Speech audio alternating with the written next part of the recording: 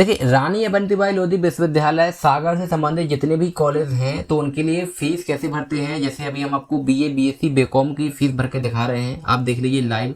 तो इस टाइप की जो साइट है रानी अवंतीबाई लोधी विश्वविद्यालय जो साइट है, ऑफिशियल साइट है एमपीएलएन का, इस पे हमें आ जाना है। इस पे अगर आपको गूगल पे ये लिंक नहीं मिलता है तो सिंपली इसका हमने शॉर्टकट बना के रखा है, उसके लिए आपको ये लिखना है 2mp.in। सिंपली आपको पता होगा 2mp.in ये लिखेंगे और फिर थोड़े से हम नीचे आएंगे तो यहाँ पर देखिए हमने शॉर्टकट बना के रखा है fees, enrollment, exam fees etcetera, Rani Avantibai Lodhi विश्वविद्यालय। इस पर हम सिंपल क्लिक करेंगे तो हम आ जाएंगे इसकी साइट पर।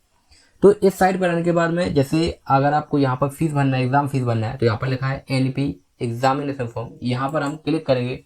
जैसे हम क्लिक करेंगे तो हमारे सामने ये ऑप्शन आ रहा है, तो यहाँ पर अप्लाई के यहाँ पर जो फिंगर का ऑप्शन है इस पर हम क्लिक करेंगे। यहाँ पर आने के बाद में यहाँ पर लिखा है एनरोलमेंट नंबर डालना है, तो एनरोलमेंट नंबर आपको स्टूडेंट का डालना है। यहाँ से A24, जैसे हम 2025 में फीस भर रहे हैं तो A24 यहाँ से शुरू होता है, बाकी का हम आपको शो नहीं करेंगे। और यहाँ पर फिर सेशन डालना है कि भैया क्या, जैसे हम मार्च 2025 के लिए भर रहे हैं तो यहाँ पर मार्च 2025 का हम सिलेक्ट करेंगे। और उसके नीचे फिर हम सेलेक्ट करेंगे कि भैया कौन सा ईयर है या सेमेस्टर है, तो फर्स्ट ईयर के लिए भर रहे हैं तो फर्स्ट ईयर हम सेलेक्ट करेंगे।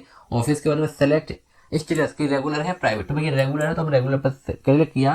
और यहाँ पर जो कैप्चा कोड है, कैप्चा कोड भरने के बाद में सर्च पे क्लिक करेंगे तो स्टूडेंट की जो डिटेल्स है वो हमारे सामने डिटेल्स आ जाएगी। तो हम यहाँ से एनरोलमेंट नंबर डाल के यहाँ पर सर्च पे क्लिक करते हैं और आगे बढ़ते हैं।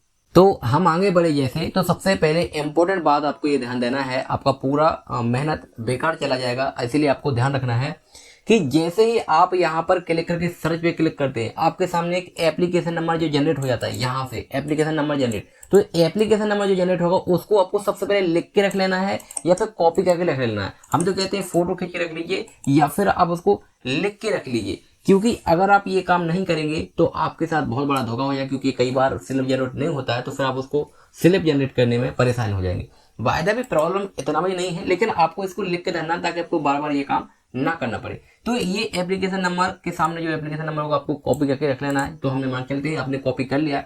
अब नीचे आपको सारी डिटेल्स मिला लेना है, कॉलेज का नाम आ जाएगा, उनका नाम आ जाएगा, पिताजी का नाम आ जाएगा, फोटो आ जाएगी, माताजी का नाम आ जाएगा, डेट ऑफ बर्थ आ जाएगा, और फिर पेपर्स के कोड दिखेंगे, पेपर स्टेटस दिखेंगे, सब कुछ आएगा। एग्जाम फीस दिखेगी, कितनी फीस आपको देनी है, ये सब दिखेगा। और फिर नीचे आपको आना है और तो यहाँ पर आपको अपनी डिटेल्स देनी है, 12वीं की डिटेल्स देनी है। अगर देखिए अगर आप बीए बीएससी बीकॉम की फीस भर रहे हैं तो यहाँ पर आपको 12वीं की डिटेल्स देनी है, और अगर आप एमए एमएससी एमकॉम इत्यादि की फीस भर रहे हैं तो फिर आपको अपने जो ग्रेजुएशन की उसकी डिटेल्स देनी है।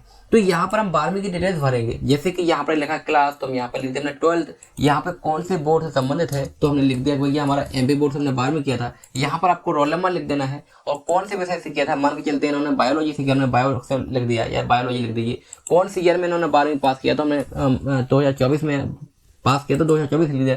कितने नंबर थे, मान के चलते हैं 500 मार्क थे टोटल, और कितने नंबर मिले थे ये आपको यहाँ पर एंटर करके नहीं दिखाएंगे, जितने नंबर मिले वो आपको यहाँ पर डाल देना है, और कौन से डिवीजन मिला था वो आपको यहाँ पर सेलेक्ट कर लेना। अब मान के चलते हैं आपको 60% या उससे ऊपर मिले तो फर्स्ट डिवीजन सेलेक्ट कर लिया, और जो मार्कशीट में लिखा रहा है तो आपको पता है 45 से ऊपर रहता है वो सेकंड डिवीजन होता है। तो इस टाइप से आपको भर लेना है, सही जानकारी भरना है, गलत जानकारी आपको नहीं भरना है। और सही भरने के बाद में यहाँ पर लिखा है आई हियर बाय डिक्लेयर, आपको डिक्लेयर करना है और सबमिट पर हमें क्लिक करना है। तो जब आप सबमिट पे जैसे क्लिक कर देंगे तो ये सारी डिटेल्स हमें फिर से देखने को मिलेगी। यहाँ पर ये 12वीं की डिटेल सब कुछ डिटेल्स मिलेगी कुछ इस तरह से। देखिए यहाँ पर आपको फोटो नाम सब कुछ दिखेगा यहाँ पर, और यहाँ पर 12वीं की डिटेल्स दिखेगी। और ये सब दिखने के बाद में यहाँ पर फिर से ऑप्शन आएगा आई सर्टिफाइड दैट, ये सब करना है क्लिक और पढ़ लेना है आपको सब कुछ, और फिर प्रोसीड टू पेमेंट पर हमें क्लिक करना है। तो प्रोसीड टू पेमेंट पे हम जैसे क्लिक करेंगे तो आपके सामने 2-3 ऑप्शन आ सकते हैं। जैसे अगर आप एमपी ऑनलाइन से लॉगिन करेंगे तो एमपी ऑनलाइन से डायरेक्ट पेमेंट का ऑप्शन आ जाएगा।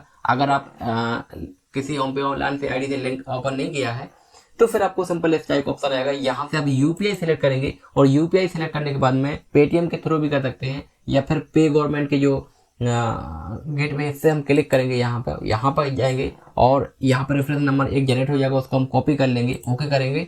और इसके बाद में हम यहाँ पर यूपीआई के माध्यम से शो क्यूआर कोड रख सकते हैं, या फिर जो भी हमारे पास ये यूपीआई ऐप होगा उसके माध्यम से पेमेंट कर देंगे। और पेमेंट जैसे हम कर देंगे तो हमारी स्लिप जनरेट हो जाती है। कई बार एक प्रॉब्लम ये आती है, पेमेंट जैसे हम करते हैं क्लिक पेमेंट करने के बाद ही हमें आ जाता है कि भाई पेपर डिटेल नॉट फाउंड, मतलब पेमेंट हो गया, स्लिप जनरेट नहीं हुआ। इस कंडीशन में आपको परेशान नहीं होना है। पेमेंट आपका कट जाता है तो स्लिप जनरेट कैसे करते हैं फिर से आइए हम आपको दिखाते हैं। जब आपका पेमेंट हो गया और पेपर डिटेल्स नॉट फाउंड आ गया, आपका स्लिप जनरेट नहीं हुआ है, तो आपको परेशान नहीं होना है। वापस से जो हमने आपको साइड बताया था इस साइड से हम क्लिक करेंगे, वापस आ जाएंगे और एग्जामिनेशन फॉर्म पे क्लिक करेंगे और फिर यहाँ पर आता है कि एग्जाम फॉर्म रिसिप्ट। तो यहाँ पर जो फिंगर का एग्जाम फॉर्म रिसिप्ट यहाँ पर हम क्लिक करेंगे और जो हमने आपको बताया था पहले कि जैसे आप आगे बढ़ते हैं तो आपको एप्लीकेशन नंबर का आता है, आपने आपको कॉपी किया होगा।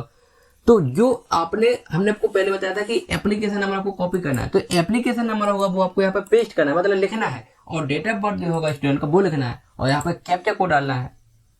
जैसे आपको कैप्चा कोड है, ये कैप्चा कोड डालना है और कैप्चा कोड डालने के बाद में आपको सर्च पे क्लिक करना है। तो जो डिटेल्स थी, जो एप्लीकेशन नंबर था वो आपको यहाँ पर डालना है और डेट ऑफ बर्थ था वो आपको यहाँ पर डालना है और सर्च पर हमें क्लिक करना है।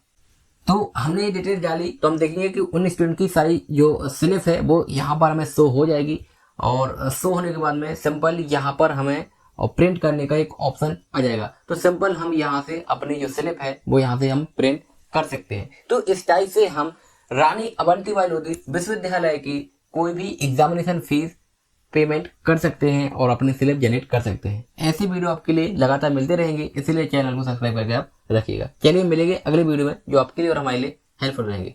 Thank you.